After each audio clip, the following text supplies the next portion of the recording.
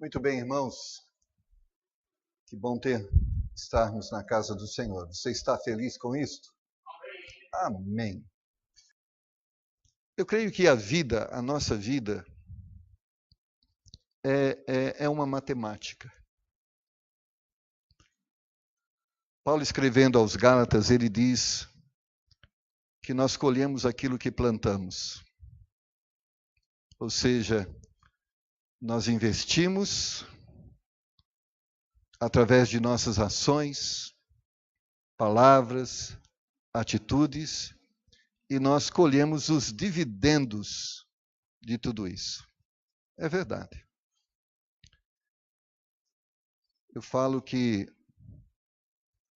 nosso fracasso não tem como culpado o governo, o Estado, não somos vítimas, porque eu creio que existe um Deus que está acima da política, do plano econômico, e ele diz que os pássaros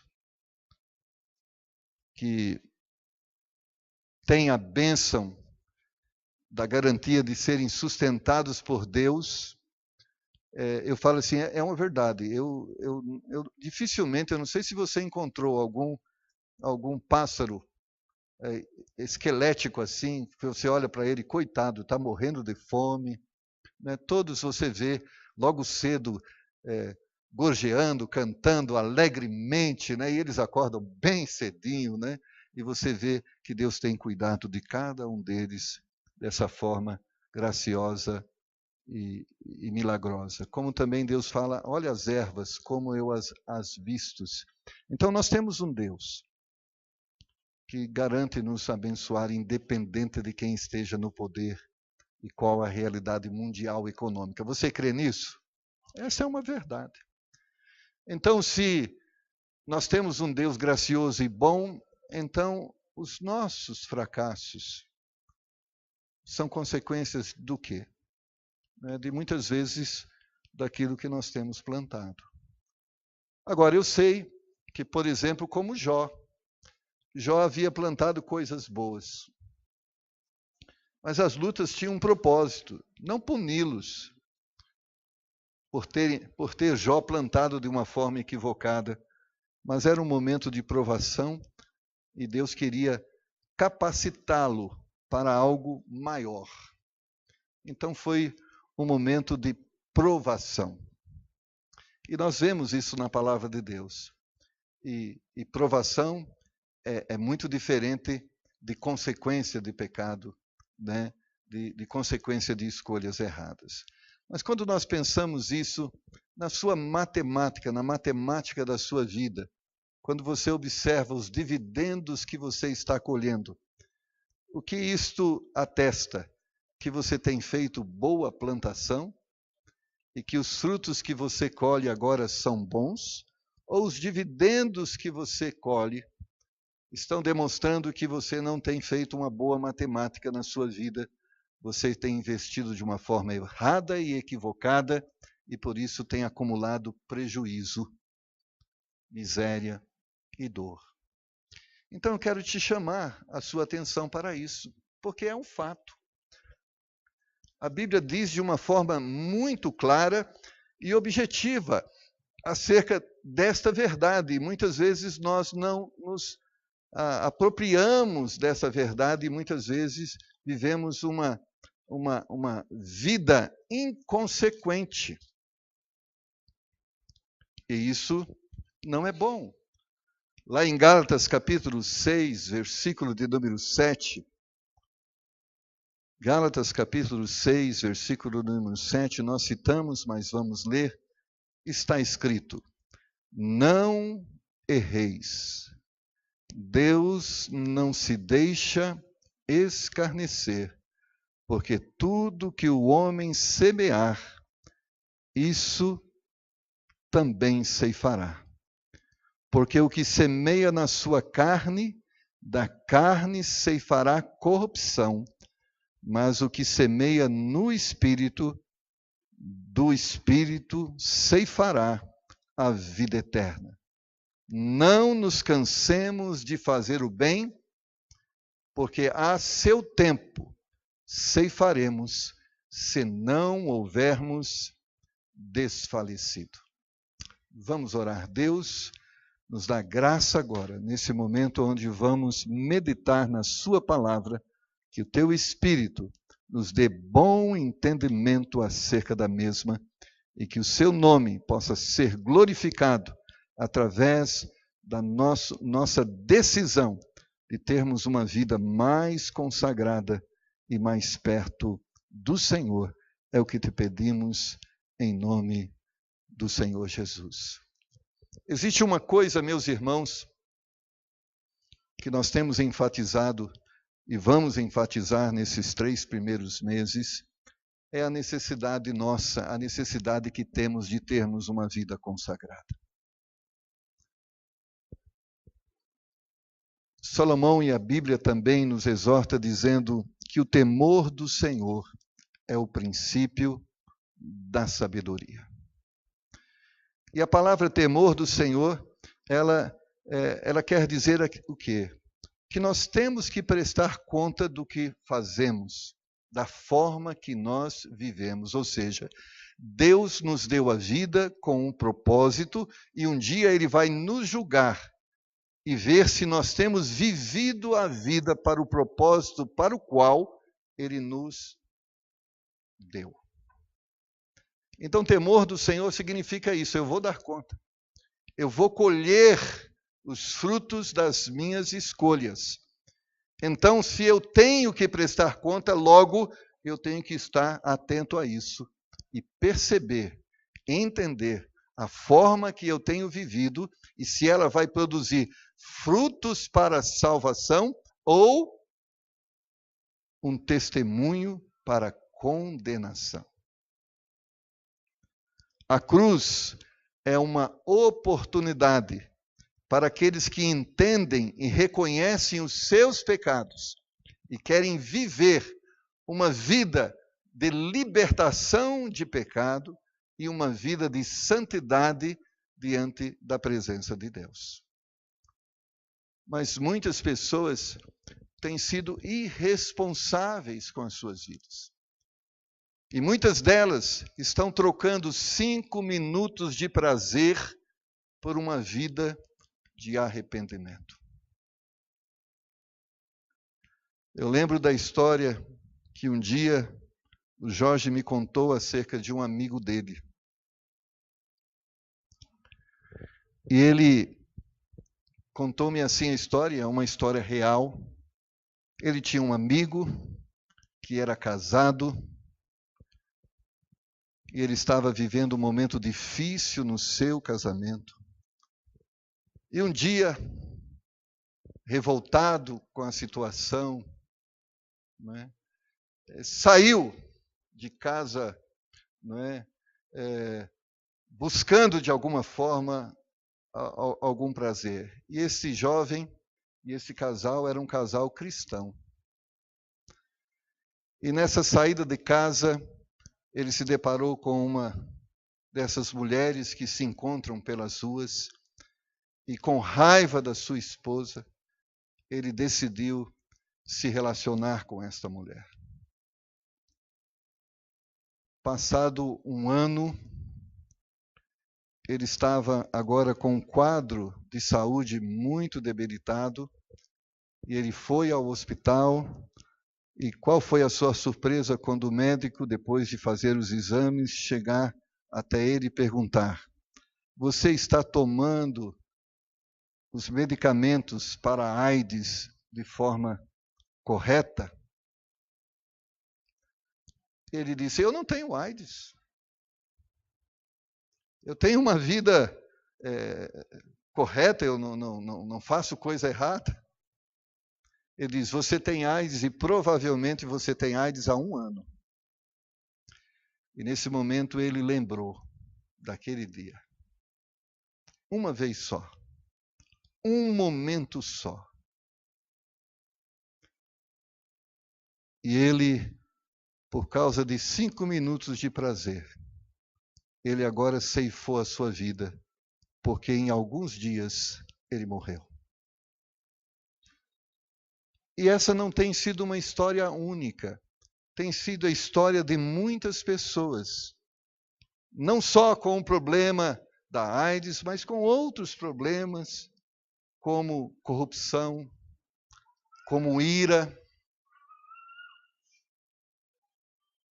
Às vezes as pessoas, elas fazem a opção de extravasar a ira de uma forma violenta, mesmo que custe a destruição de relacionamentos importantes. Quantos casos têm chegado à mídia de pessoas, de brigas conjugais, e elas existem. Eu sei, conflitos conjugais, para sua surpresa, eles existem no meu casamento, e eu não sei se existe no seu.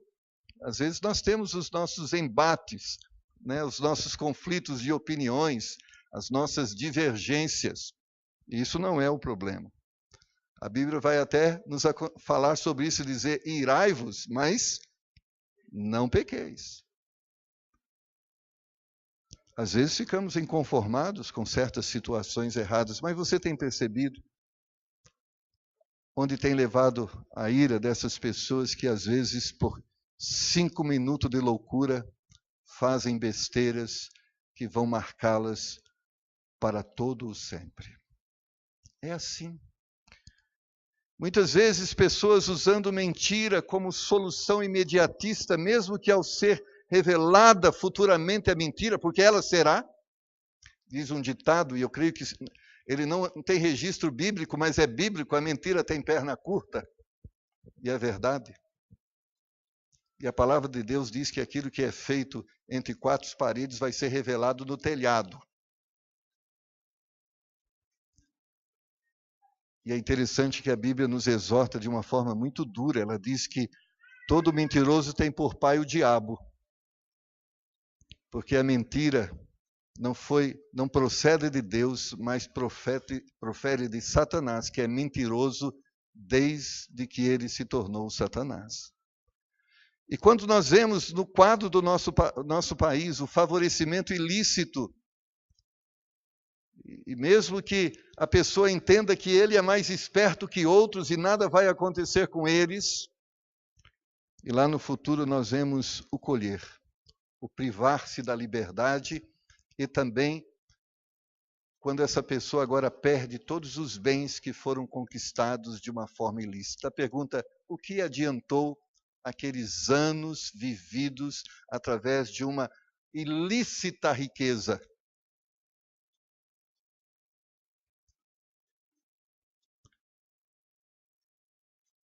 E o mais grave é quando o custo dos nossos erros nos afastam de Deus.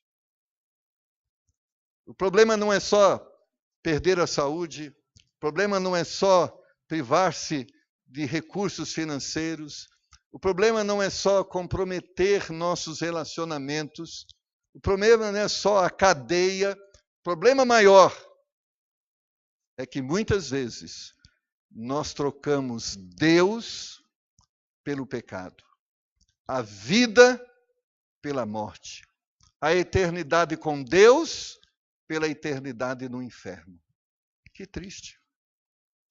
E a pergunta que eu faço para mim, e você deve fazer para você: vale a pena vivermos nossos 5 minutos de prazer terreno e pecaminoso, quando o custo dele será uma vida de arrependimento? Porque o pecado traz sequelas e consequências. Não pense você que não. Vale a pena as dificuldades do caminho estreito e espinhoso? Ou trocarmos as dificuldades, ou amenizá-las através do usufruir de prazeres momentâneos proporcionados pelo caminho largo e espaçoso? Em Mateus capítulo de número 16, versos de número 25 e 26, Mateus capítulo 16, versos 25 e 26 diz: porque aquele que quiser salvar a sua vida, perdê-la-á. E quem perder a sua vida por amor de mim, achá-la-á. Pois que aproveita ao homem ganhar o mundo inteiro, se perder a sua alma? Ou que dará o homem em recompensa da sua alma?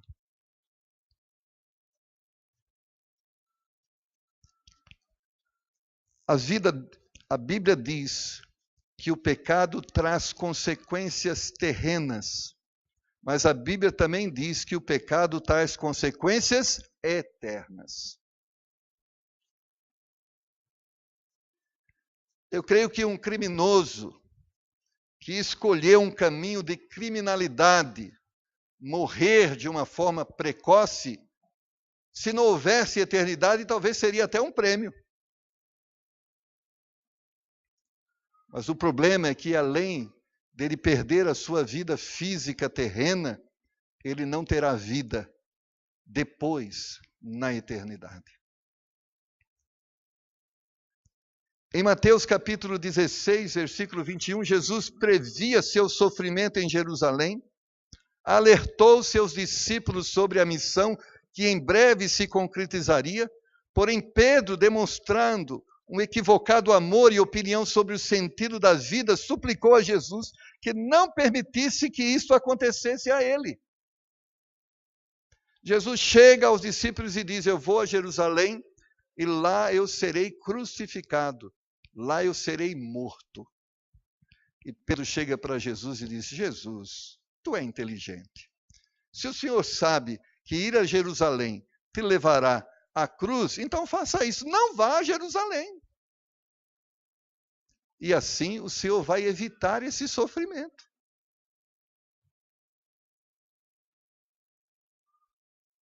Eu creio que Pedro não estava entendendo o que ele estava dizendo. E certamente não entendia, porque o Senhor Jesus olhou para ele e disse: sai de mim, Satanás. Ele diz: essas palavras não são palavras suas, mas do inimigo de nossas almas, que quer nos afastar do quê? Não é da cruz, quer nos afastar do propósito de Deus nas nossas vidas. Deus tem um propósito nas nossas vidas. Deus quer glorificar o seu nome nas nossas vidas. Mas o inimigo de nossas almas quer nos afastar desse propósito. E por isso o inimigo de nossas almas apresenta diante dos nossos olhos prazeres terrenos. Não que o prazer seja pecado, mas os prazeres pecaminosos terrenos. Aqueles que estão presentes, o ilícito, o imoral, o não saudável, o não correto. Não sei se você já ouviu isso, eu já ouvi algumas vezes. Parece que o que é errado parece que é mais gostoso, não é verdade? Às vezes você nunca prestou atenção em doce, mas quando o médico diz você tem diabetes, você começa a olhar para o doce assim e fala assim: nossa, como esse doce era gostoso. Eu nem gostava de doce. Mas quando é proibido, parece que aquela coisa toma uma forma diferente. E é verdade. Tem um ditado no mundo que diz que o que é pecado é mais gostoso. Mas é um gostoso que proporciona 5 minutos de prazer só e uma vida de arrependimento. Quantos homens ou mulheres que eu já tive a oportunidade de conversar que traíram seus cônjuges e quando eles olham para trás eles dizem: eu não posso mudar, mas se eu pudesse, eu voltaria atrás e não teria feito isso. Chico Anísio, perguntaram para ele se ele se arrependia de alguma coisa que ele havia feito na vida. E ele dizia assim: eu não me arrependo de nada, somente de uma coisa, de ter fumado. E no final da vida de Chico Anísio, ele tinha apenas 20% do seu pulmão, porque os 80% havia sido comprometido pelo vício do cigarro.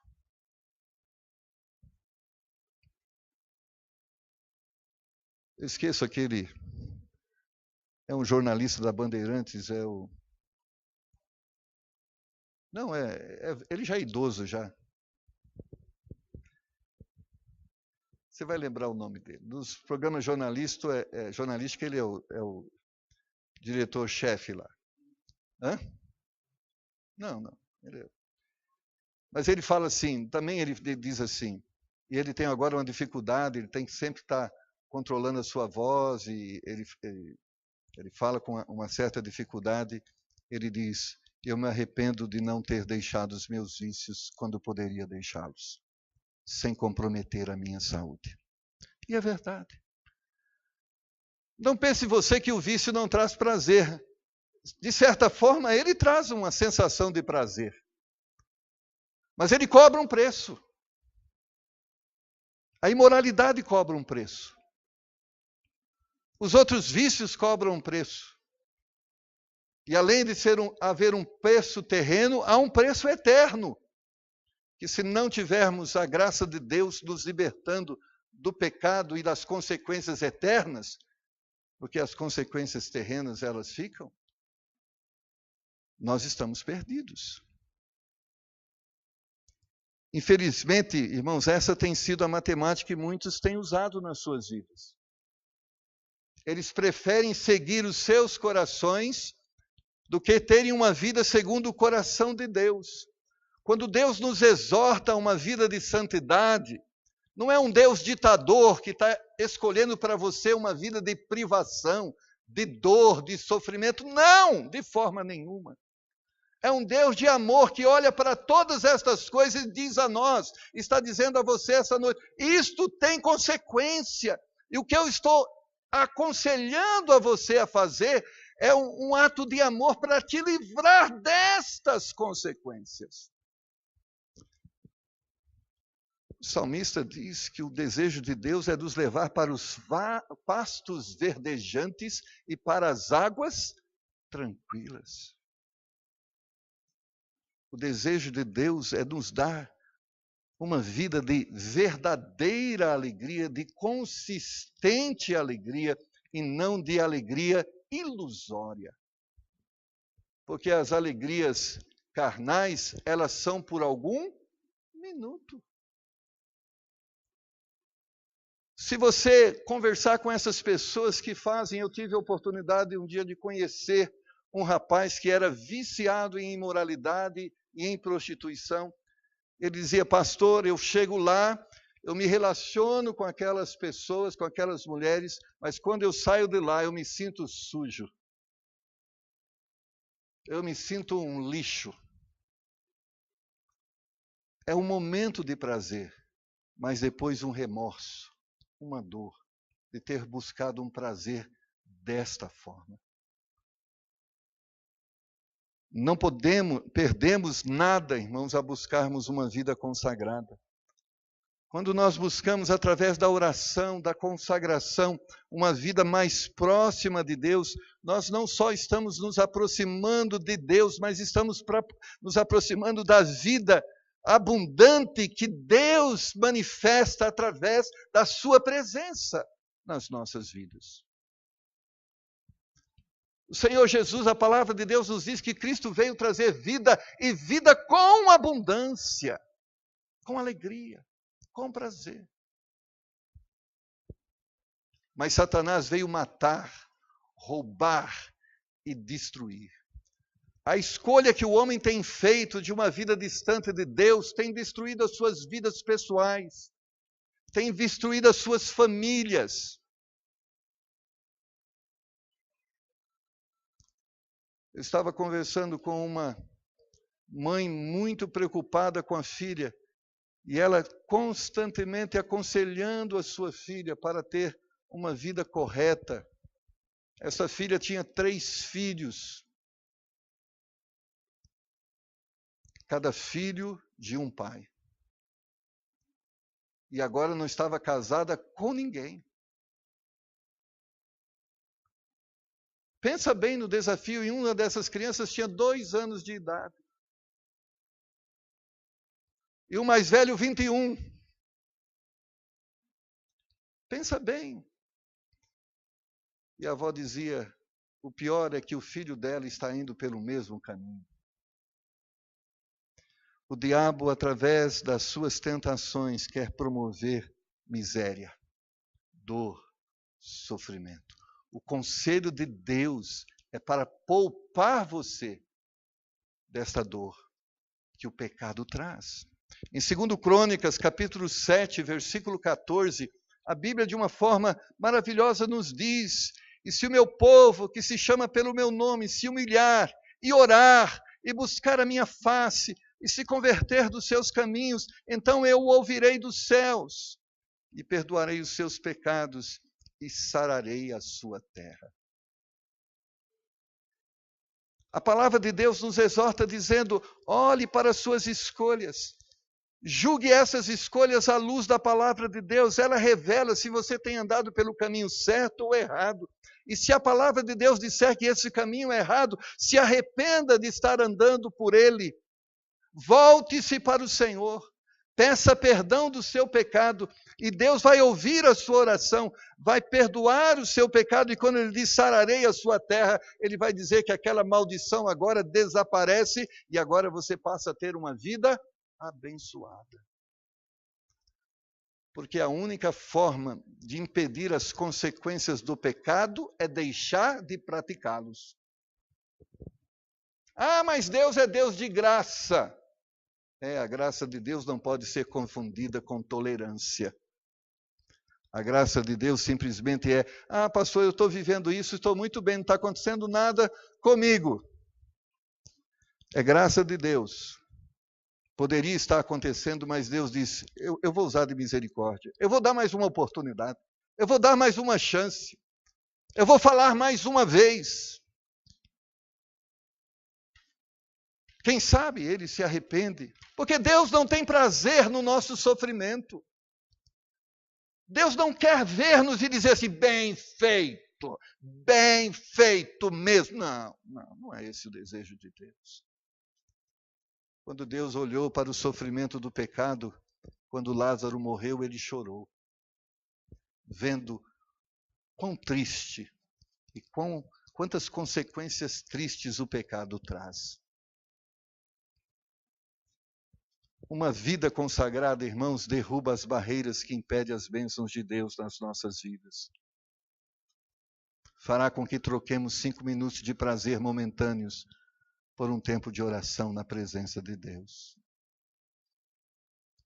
2 Coríntios capítulo 4, versos 17 e 18.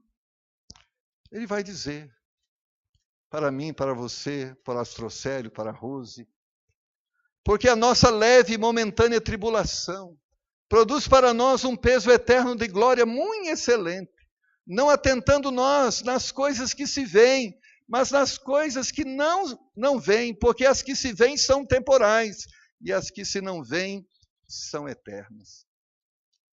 Nós passamos por tribulações, por problemas, dificuldades, mas não se incline ao mal, não faça uso do errado para resolver os seus problemas. Talvez eles serão resolvidos dentro desse plano terreno por algum tempo, mas eles comprometerão e trarão consequências para a vida futura e, se não tiver Cristo, para a vida eterna. Eu só vou roubar dessa vez e nunca mais. Nunca dá certo isso. Eu só vou mentir uma vez só. Eu nunca menti, mas vou mentir só essa vez. Deus, só essa vez, tá? Não dá certo. Dá errado uma vez, dá errado 10 vezes, dá errado 100 vezes, sempre dá errado. E não é porque Deus quer que dê errado, mas é certo. Se você planta chuva, vai colher o quê, segundo a palavra de Deus? Tempestade. Se você planta a mentira, você vai colher o quê? É como Jacó. Às vezes a gente não percebe isso. Ele enganou seu irmão. Mas bem feito, o sogro dele enganou ele. Ele agora estava colhendo o que ele havia plantado. Trabalhou 14 anos para ter a esposa que ele queria. Foi enganado.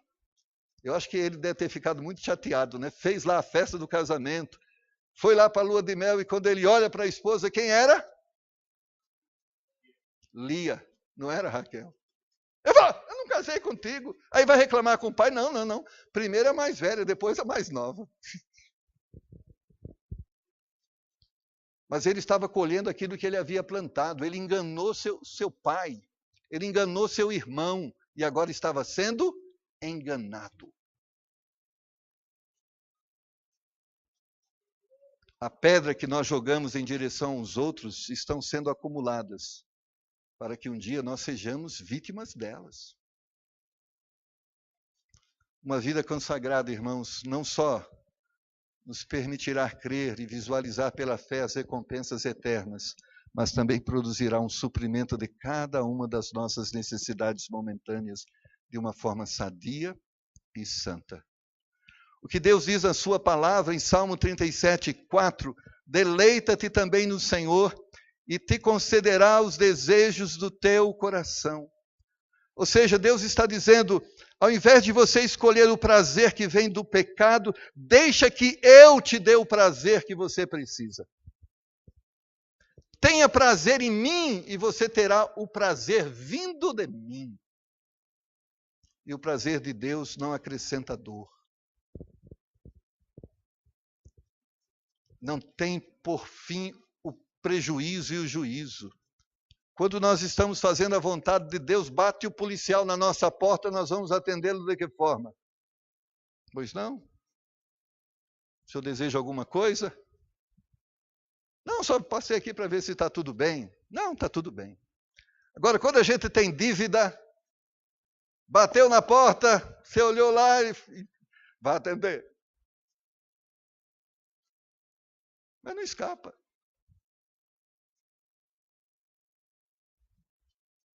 Que benção é quando nós podemos atender o telefone, não é verdade? Alô? Pode falar. Agora, quando é triste e você está lá, alô, o senhor é o senhor Marcos Antônio da Silva? Eu falei, pois não, sou eu mesmo aqui, é da empresa que cobra aqueles que não pagam. O senhor está devendo. Ah, irmãos, esse telefonema não é benção, não. Mas a benção é que Deus nos abençoa sem nós precisarmos disso. A Bíblia diz, quando se Deus cuida de nós, nós simplesmente devemos nos contentar com Ele, com aquilo que Ele nos deu, porque o que Ele nos dá sempre é o que nós precisamos. A palavra de Deus nos exorta em Provérbios 3, 5-8. Provérbios 3, 5-8. Confia no Senhor de todo o teu coração e não te estribes no teu próprio entendimento. Reconhece-o em todos os teus caminhos e Ele endireitará as tuas veredas. Não seja sábio aos teus próprios olhos. Teme ao Senhor, aparta-te do mal. Isto será saúde para o teu âmago e medula para os teus ossos. Amados irmãos,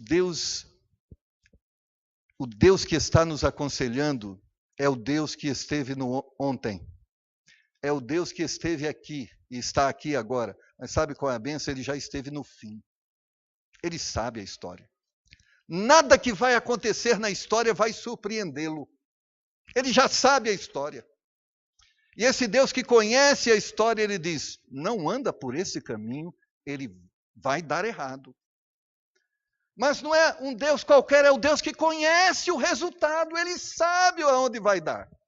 Ele sabe aonde vai dar isso. E porque ele nos ama, ele diz, chega assim, não faça isso não. Não haja assim com seu cônjuge. Não haja assim com o seu filho. Não haja assim com a sua vida financeira. Não haja assim com o seu corpo. Não haja assim com seus amigos. Não haja assim comigo. Eu sei aonde isso vai dar. Por isso ele diz, não seja sábio aos seus próprios olhos. A tua sabedoria é limitada. Você só conhece até agora. E não conhece um minuto além deste que você está vivendo agora. Mas sabe qual é a bênção? Deus já conhece o amanhã. E por isso a vida de oração, de leitura da palavra, ele nos alimenta para aquilo que vamos enfrentar amanhã. Muitos de nós estão orando depois que o problema aconteceu, mas Deus diz, ora antes que eu te preparo para que quando o problema vier, você enfrenta e não vai sofrer a derrota. Não sei se você tem essa experiência. Às vezes acontece até com pão diário, né? Que é uma coisa que para todo mundo, mas parece que de uma forma tão surpreendente aquele pão diário tem a lição para nós. Parece que aquele dia foi escrito para nós. E você lê aquele negócio e fala assim, não é que o pão diário me falou como eu deveria agora lidar com essa situação? Foi uma bênção. A Bíblia diz no Salmo 37, 25. Olha que salmo maravilhoso. Fui moço e agora sou velho, mas nunca vi desamparado o justo, nem a sua semente a mendigar o pão. Davi, salmista, olhando, fazendo uma retrospectiva da vida, ele disse assim, eu percebi uma coisa, aqueles que procuraram viver de acordo com a vontade de Deus, não mendigaram o pão. Eles foram supridos, e não só eles, mas abençoaram a próxima geração. Por isso o conselho de Deus é esse. Deixa Deus guiar sua vida. Deus quer que a matemática da sua vida seja soma e multiplicação. O diabo quer subtrair e dividir. Eu prefiro somar e multiplicar, sobretudo quando a questão se chama bênção. E o diabo quer subtrair as bênçãos e dividir com dor aquilo que seria totalmente alegria. Baixe sua cabeça. Vamos orar. Vale a pena uma vida consagrada ao Senhor. Você tem procurado viver uma vida consagrada ao Senhor? Nessa noite, o Senhor está dizendo a você, escolhe o meu caminho, é certo. Deixa o seu caminho errado. Creia que eu sei o que eu estou falando. Você não sabe, eu sei. Mas um dia, se você me escolher, você vai perceber o valor dessa escolha e as bênçãos que ela lhe trouxe. Pai, nós temos lido na sua palavra e percebido que tu tens bons conselhos para nós. Nos dá agora, Senhor, um discernimento espiritual que nos leve a tomarmos decisões em direção ao Senhor e à sua vontade. Tua palavra diz lá em Mateus 16, 27, que um dia o Filho do Homem virá na glória de seu Pai e com os seus anjos, e então dará a cada um segundo as suas obras. Um dia o Senhor virá até nós e há de nos recompensar. E essa recompensa será baseada na justiça do Senhor. Cada um vai colher aquilo que plantou. Então nos ajuda nesse dia a queimarmos e destruirmos toda a plantação que temos plantado, que é contrário ao Senhor e à sua vontade, que em nome do Senhor Jesus, toda essa semente de destruição e de miséria que temos semeados durante a nossa vida, que em nome do Senhor Jesus, elas sejam agora destruídas, Senhor, por meio do arrependimento, por meio da confissão dos nossos pecados. E que agora, Senhor, nós queremos viver uma vida e queremos semear as sementes que o Senhor colocar nas nossas mãos. Nós queremos semear boas obras, boas atitudes, porque nós queremos colher nessa vida presente e na vida futura as bênçãos que o Senhor tem profetizado. Se você está aqui nessa noite e gostaria de dizer ao Senhor, Deus, eu estou aqui para consagrar minha vida ao Senhor. Eu quero viver em direção ao Senhor, em conformidade com a sua palavra. Eu gostaria, pastor, que o Senhor orasse por mim. nessa noite. Levanta sua mão. Pastor, ore por mim. Eu quero viver uma vida consagrada. Eu quero entregar minha vida ao Senhor. Eu quero reconhecer o senhorio de Deus na minha vida. Eu quero andar na presença dEle. Ore por mim. Alguém? Você não tem Jesus ainda como seu Salvador, mas gostaria de tê-lo.